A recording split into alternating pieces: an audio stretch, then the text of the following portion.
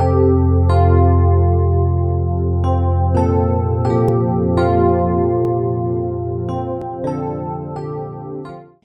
The lord. Pharos bible സ്കൂളിൻ്റെ mission the heart beat of God എന്ന സബ്ജക്റ്റിൻ്റെ 5ാമത്തെ ക്ലാസ്സിലേക്ക് ഞാൻ നിങ്ങളെ ഹാർദവമായി സ്വാഗതം ചെയ്യുന്നു. കർത്താവിൽ എൻ്റെ പ്രിയപ്പെട്ടവരെ എല്ലാവരെയും ഞാൻ വന്ദനം ചെയ്യുന്നു. ഇന്ന് നമ്മൾ ചിന്തിക്കുവാൻ ആഗ്രഹിക്കുന്ന വിഷയം സഭ ദൈവിക ദൗത്യത്തിൻ്റെ സാക്ഷാത്കാരം എന്ന വിഷയമാണ്. സഭ ദൈവിക ദൗത്യത്തിൻ്റെ സാക്ഷാത്കാരം. സഭ എന്നതിനെ വേദപുസ്തക വെളിച്ചത്തിൽ ശരിയായി മനസ്സിലാക്കുവാൻ ക്രിസ്ത്യാനികൾ ചിലർക്ക് മാത്രം കഴിഞ്ഞിട്ടുള്ള ഒരു കാര്യമാണ്. സഭയെക്കുറിച്ചുള്ള ദൈവഹിതം മനസ്സിലാക്കുവാനും എല്ലാവരെ കൊണ്ടും സാധിച്ചിട്ടില്ല. ചില ആളുകൾക്ക് മാത്രമേ അത് സാധ്യമായിട്ടുള്ളൂ. വേദപുസ്തക അടിസ്ഥാനത്തിൽ സഭയെ മനസ്സിലാക്കിയില്ലെങ്കിൽ സഭ സാംസ്കാരിക അധിനിവേശത്തിൻ്റെ കുത്തൊഴുക്കിൽ പെട്ടുപോകുവാൻ ഇടയായിത്തീരുകയും അത് മറ്റൊരു സാമൂഹിക പ്രസ്താവനമായി അധപ്പതിക്കുകയും ചെയ്യും എന്നത് ഒരു വസ്തുതയാണ്. ഇത് സംഭവിക്കുമ്പോൾ സഭ ദൈവിക സ്വഭാവത്തേക്കാൾ ലോകത്തെ പ്രതിഫലിപ്പിക്കുകയും ലോകത്തിന് വ്യത്യസ്തമായി ഒന്നും നൽകുവാനില്ലാതെ സ്ഥാപനവൽക്കരിക്കപ്പെടുകയും ചെയ്യുന്നു.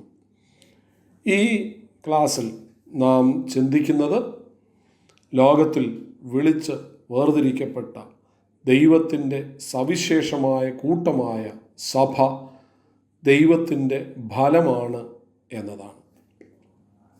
3 പ്രധാന ചിന്തകളാണ് ഇതുമായി ബന്ധപ്പെട്ട് നമുക്ക് മനസ്സിലാക്കുവാനായിട്ടുള്ളത്.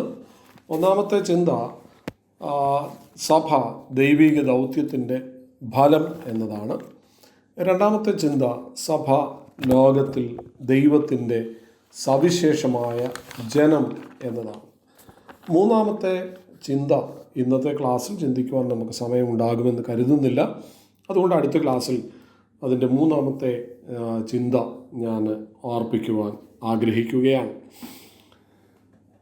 നമ്മൾ ചിന്തിക്കുന്ന ഒന്നാമത്തെ കാര്യം സഭ ദൈവിക ദൗത്യത്തിൻ്റെ ഫലം എന്നതാണ്.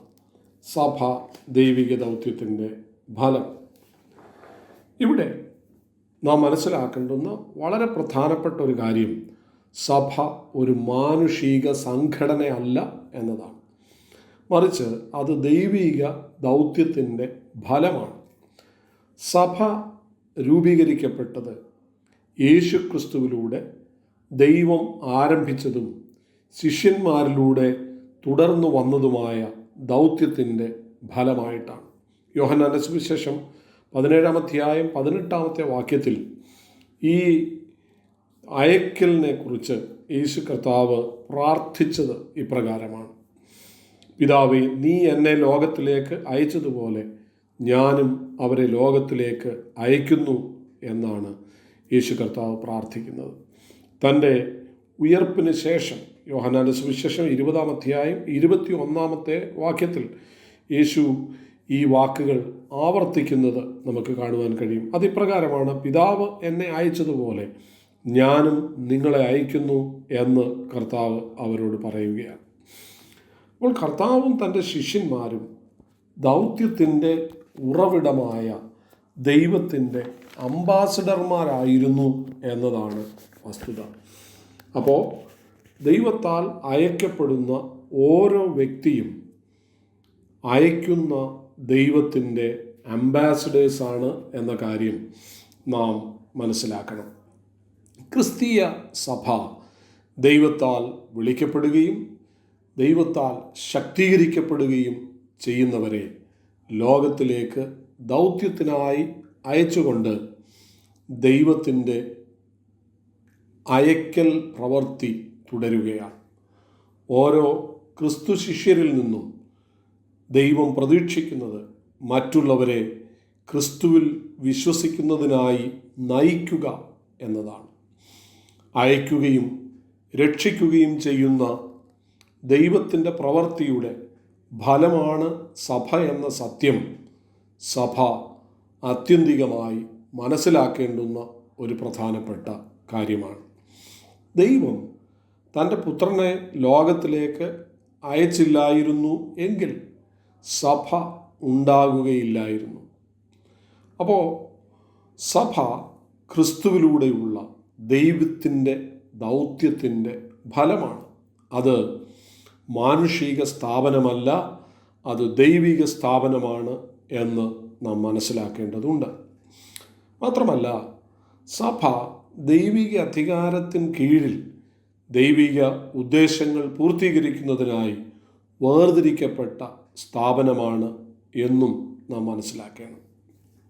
അപ്പോൾ ചുരുക്കത്തിൽ നാം മനസ്സിലാക്കേണ്ട കാര്യം, മാനവകുലത്തെ സ്നേഹിച്ച് ദൈവം തൻ്റെ പുത്രനായ ക്രിസ്തുവിനെ ഈ ലോകത്തിലേക്ക് അയച്ച് പുത്രനായ ക്രിസ്തുവിൻ്റെ ക്രൂശു മരണത്തിലൂടെയും അവൻ്റെ ഉയർപ്പ്, സ്വർഗാരോഹണം ഇവയിലൂടെയും ദൈവം തൻ്റെ സ്നേഹത്താൽ അയക്കപ്പെട്ട പരിശുദ്ധാത്മാവിലൂടെയും പ്രവർത്തിച്ച ദൈവത്തിൻ്റെ രക്ഷണ്യ പ്രവൃത്തിയുടെ ഫലമാണ് സഭ എന്ന് പറയുന്നത്.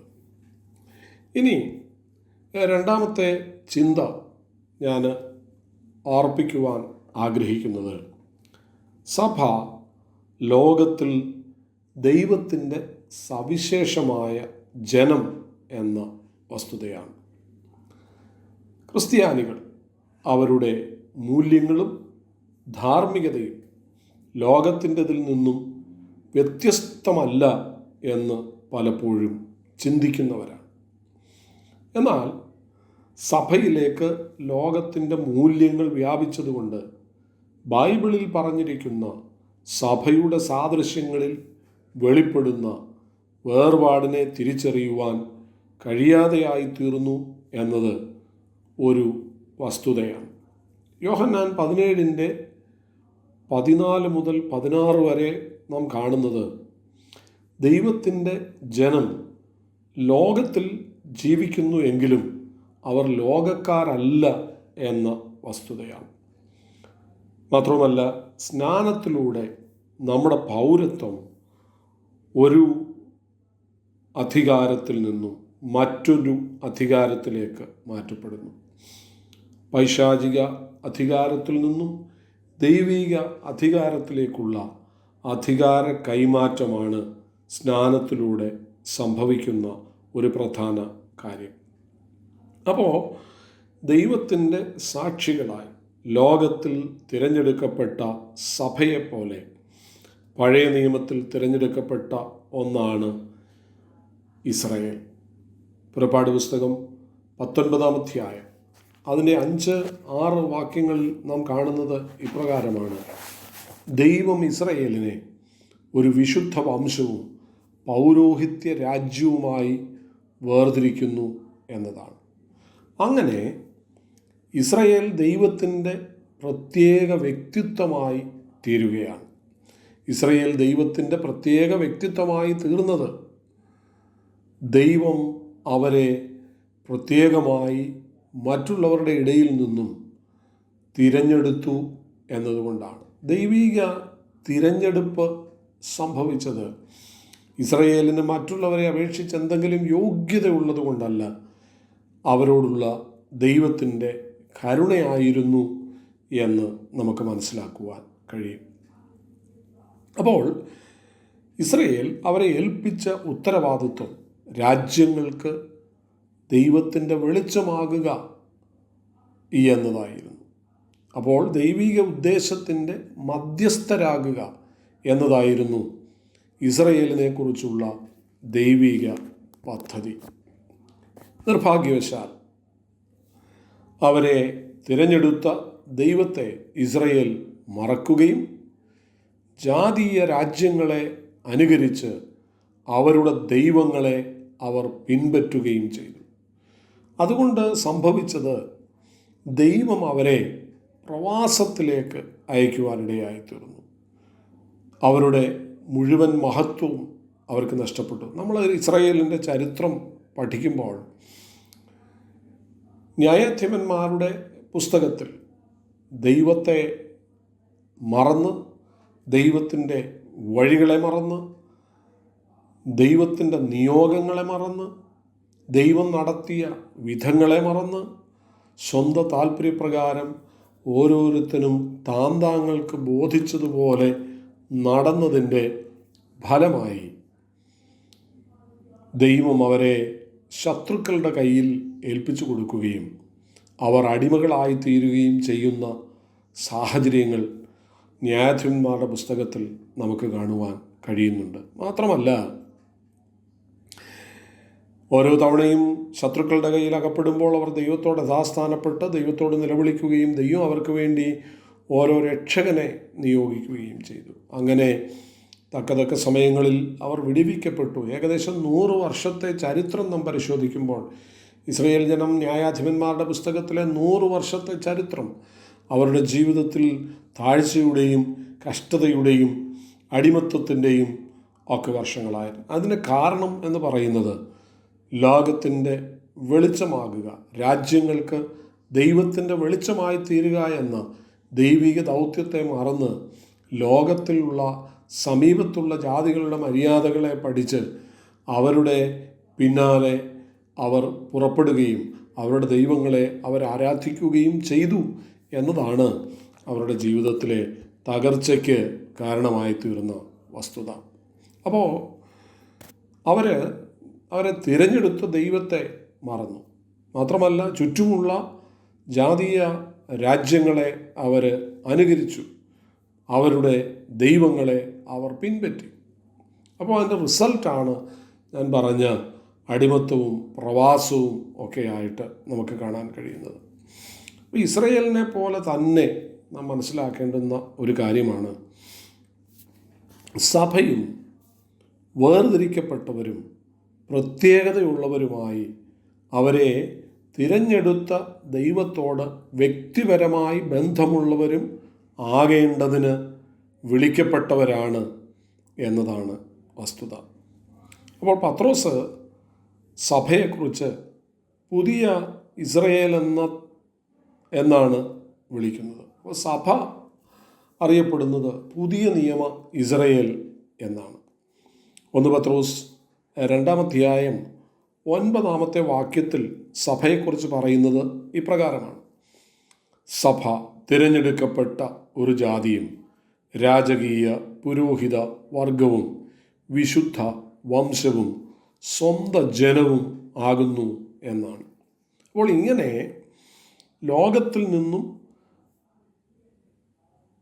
വേർപാട് അനുഷ്ഠിക്കുന്നവരായി, ലോകത്തിൽ അന്യരും പരദേശികളും ആയി പത്രോസ് അവരെ വിളിക്കുകയാണ്. അപ്പം ലോകത്തിൽ ജീവിക്കുന്നു എങ്കിലും ലോകത്തിൻ്റെ രീതികളോട് ഇഴുകിച്ചേരാതെ വേർപാടനുഷ്ഠിക്കുന്ന സഭയെ പത്രോസ് വിളിക്കുന്നത് ലോകത്തിൽ അന്യരും പരദേശികളും എന്നാണ്.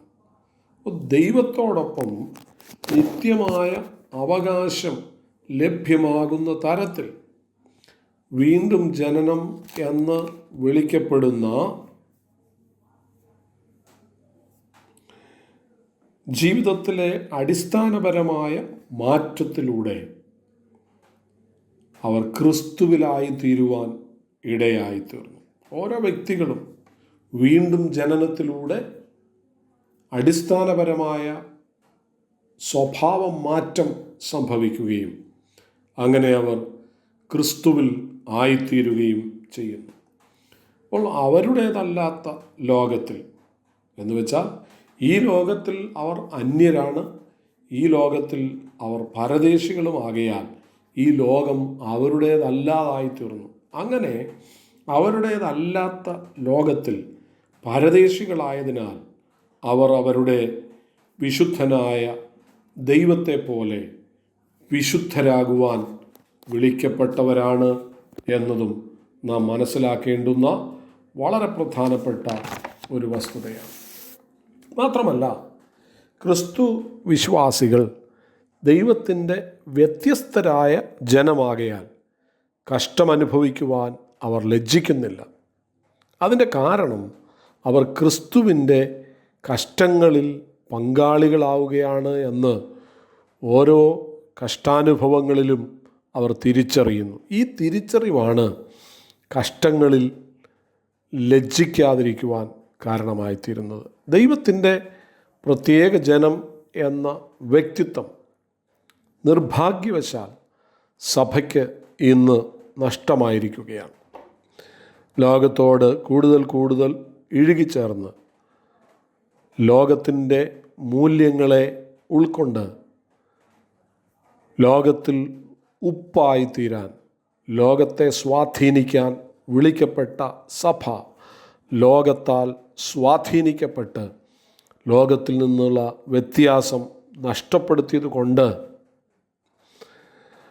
അവർക്ക് ക്രിസ്ത്യാനികളാണെന്ന തിരിച്ചറിവ് ഇല്ലാതായി എന്നതാണ്. അപ്പോൾ ദൈവം അവരെ ഏൽപ്പിച്ച ഒരു ദൂതിനെക്കുറിച്ച് അവർ മറന്നുപോയി. ദൈവം അവരെ ഏൽപ്പിച്ച ദൂത് നിത്യതയെ സംബന്ധിച്ച ദൂതാണ്. ഈ ദൂത് കൊണ്ട് ലോകത്തെ സ്വാധീനിക്കുന്നതിന് പകരം ഇന്നത്തെ സഭ ലോകത്താൽ സ്വാധീനിക്കപ്പെടുകയാണ്. എന്നാൽ യേശു കർത്താവ് സഭയെക്കുറിച്ച് പറഞ്ഞത് നിങ്ങൾ ഭൂമിയുടെ ഉപ്പാകുന്നു എന്നാണ്. ഉപ്പ് മറ്റൊന്നിനാലും സ്വാധീനിക്കപ്പെടുന്നില്ല, മറിച്ച് ഉപ്പ് ഏതിലും സ്വാധീനം ചെലുത്തുന്നു എന്നതാണ് വസ്തുത. അപ്പോൾ സഭ വിളിക്കപ്പെട്ടത് ലോകത്തെ സ്വാധീനിക്കുവാനായിട്ടാണ് എന്ന കാര്യം നാം മറക്കരുത്. അതുകൊണ്ട് വ്യത്യസ്തത നഷ്ടപ്പെട്ടതുകൊണ്ട് അവിശ്വാസികളെ ദൈവിക ബന്ധത്തിലേക്കും കർത്താവിൻ്റെ ശരീരമായ സഭയിലേക്കും ആകർഷിക്കുവാൻ ആധുനിക സഭ പരാജയപ്പെടുകയാണ്. അപ്പോൾ പത്രോസ് പറയുന്നത്, അന്ധകാരത്തിൽ നിന്ന് നിങ്ങളെ അത്ഭുത പ്രകാശത്തിലേക്ക് വിളിച്ചവൻ്റെ സദ്ഗുണങ്ങളെ ഘോഷിക്കുവാൻ തിരഞ്ഞെടുക്കപ്പെട്ട ഒരു ജാതിയും രാജകീയ പുരോഹിത വർഗവും വിശുദ്ധ വംശവും സ്വന്ത ജനവുമാണ് എന്നാണ് സഭയെക്കുറിച്ച് പത്രോസ് പറയുന്നത്. അപ്പോൾ ഇവിടെ നാം മനസ്സിലാക്കേണ്ടുന്ന വളരെ പ്രധാനപ്പെട്ട കാര്യം, ദൈവത്തിൻ്റെ ജനം എന്ന നിലയിൽ സഭ ലോകത്തിൽ നിന്നും വ്യത്യസ്തമാകുന്നെങ്കിൽ മാത്രമേ അതിന് പാപികളെ ദൈവിക വിശുദ്ധിയിലേക്ക് വിളിക്കുവാൻ കഴിയുകയുള്ളൂ. എന്നാൽ ഇന്നത്തെ സഭ ലോകത്തിൽ നിന്ന് വ്യക്തികളെ വിളിക്കുവാൻ അവകാശമില്ലാത്ത തരത്തിൽ ലോകത്തോട് ഇഴുകിച്ചേർന്നു നിൽക്കുന്നു എന്നത് ഒരു വസ്തുതയാണ്. അപ്പോൾ ദൈവജനം എന്ന നിലയിലുള്ള പ്രത്യേകത ക്രിസ്തീയ സാക്ഷ്യവുമായി അടുത്ത ബന്ധമുള്ള ഒരു വസ്തുതയാണ്. കാരണം ദൗത്യം ദൈവത്തിൻ്റെ ഹൃദയ സ്പന്ദനമാണ്.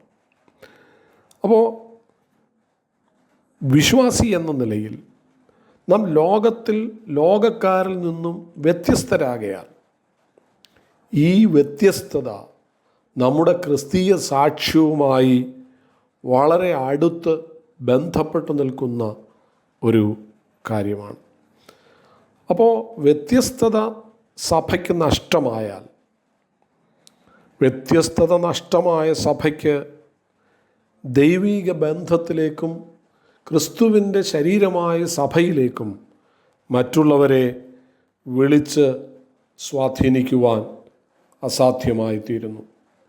മാത്രവുമല്ല, ഇങ്ങനെ ലോകത്താൽ സ്വാധീനിക്കപ്പെട്ട സഭയ്ക്ക് that church become impotent, ഫലരഹിതമായി തീരുന്നു എന്നത് ഒരു വസ്തുതയാണ്. അതുമാത്രമല്ല, മൂന്നാമത്തെ സഭയുമായി ബന്ധപ്പെട്ട ചിന്ത, സഭ ലോകത്തിൽ ദൈവത്തിൻ്റെ സാക്ഷികൾ എന്നതാണ്. സഭ ലോകത്തിൽ ദൈവത്തിൻ്റെ സാക്ഷികൾ എന്നതാണ്. സഭ എന്നത് ദൈവത്താൽ വിളിക്കപ്പെട്ട ദൈവത്തിൻ്റെ സാക്ഷികളാണ്. ഒരു സ്ഥാപനം എന്ന നിലയിൽ ഒരുപക്ഷെ സഭ വളരെ ശക്തി കുറഞ്ഞതായി നമുക്ക് തോന്നിയാലും ഈ സഭയ്ക്ക് രാജ്യങ്ങളെയും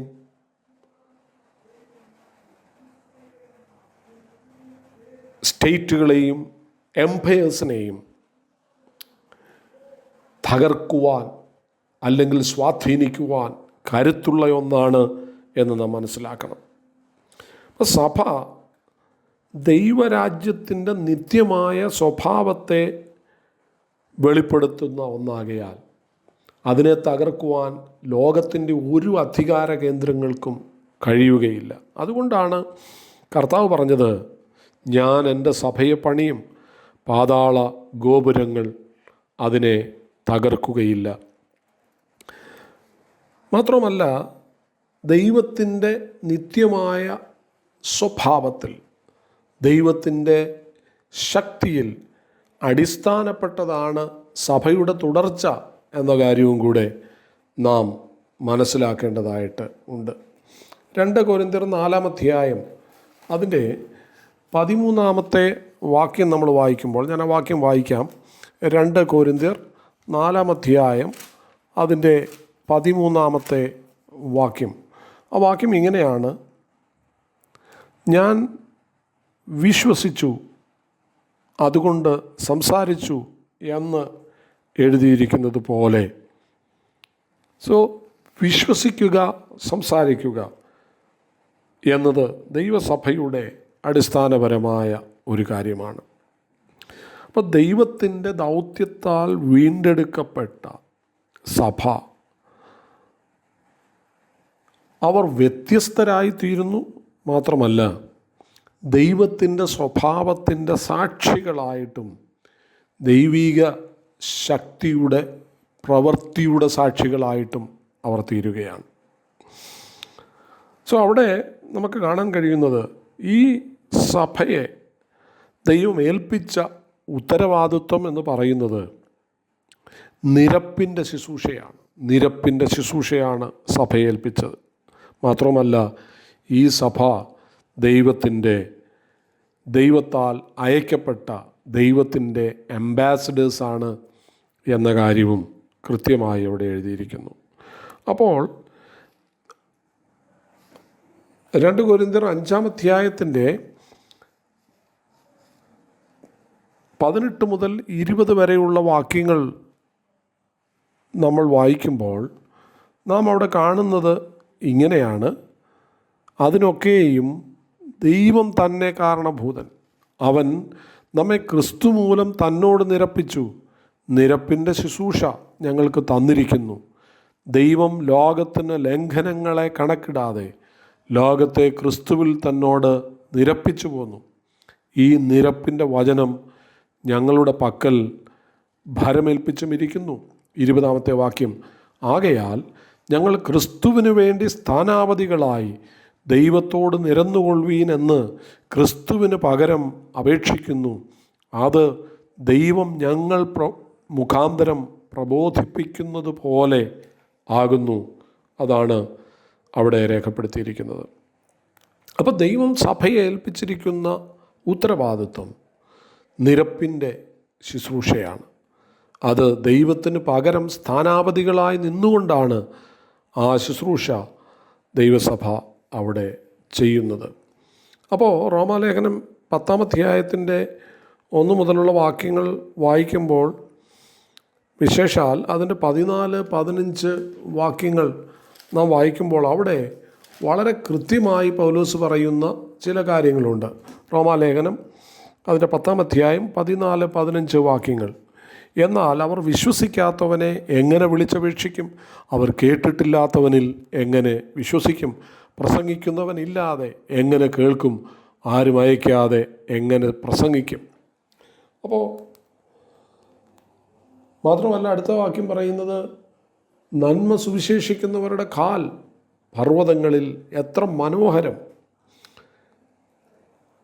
അപ്പം ദൗത്യത്തിൻ്റെ അടിസ്ഥാനമെന്ന് പറയുന്നത് അയക്കലാണ്. അവിശ്വാസികൾക്ക് ദൈവത്തെ വിളിച്ചപേക്ഷിക്കുവാൻ കഴിയുകയില്ല. കാരണം അവർ വിശ്വസിക്കുന്നത് വരെ അവർക്ക് ദൈവത്തെ വിളിച്ചപേക്ഷിക്കുവാൻ കഴിയുകയില്ല. എന്നാൽ അവർ വിശ്വസിക്കണമെങ്കിൽ അവർക്ക് കേൾക്കുവാനിടയാകണം. അവർക്ക് കേൾക്കാൻ കഴിയണമെങ്കിൽ പ്രസംഗിക്കുവാൻ ഒരാളുണ്ടാകണം. പ്രസംഗികൾ പ്രസംഗിക്കുവാനായി പോകണമെങ്കിൽ അവരെ അയക്കാതെ അവർക്ക് പോയി പ്രസംഗിക്കുവാനായിട്ട് കഴിയുകയില്ല. ഇത് മാത്രമല്ല, ഇങ്ങനെ അയക്കപ്പെടുന്നവരുടെ പാദം ദൈവവചനം കേൾക്കുകയും സ്വീകരിക്കുകയും ചെയ്യുന്നവരുടെ മുൻപിൽ വളരെ മനോഹരമായിരിക്കുന്നു എന്നാണ് വചനം ഓർപ്പിക്കുന്നത്. അതുകൊണ്ട് ദൗത്യത്തിൻ്റെ യഥാർത്ഥ അർത്ഥമെന്ന് പറയുന്നത് അത് സഭയുടെ ജീവരക്തമാണ്. ഇംഗ്ലീഷിൽ അതിനെ പറഞ്ഞാൽ mission is the life blood of the church. ദൗത്യമില്ലാതെ സഭയില്ല. അപ്പോൾ ശരീരത്തിന് രക്തത്തെ കൂടാതെ ജീവിക്കാൻ കഴിയാത്തതുപോലെ സഭയ്ക്ക് ദൗത്യമില്ലാതെ നിലനിൽക്കുവാൻ കഴിയുകയില്ല. ദൗത്യമില്ലെങ്കിൽ സഭ ശരീരം മരിക്കുന്നു.